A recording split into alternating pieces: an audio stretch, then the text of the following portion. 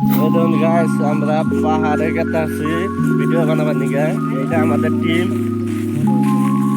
একটা হাই দাও। এই দেখো, আমরা 6-7 জন ভিডিও বানাবার গেতে আছি। শাল বাগানে যাবো, রফার বাগানে যাবো। এই দেখুন গেতে আছি আমরা। এই যে পাহাড়ের মধ্যে আইলামি আর অল্প আপনি গলায় বাজাবো।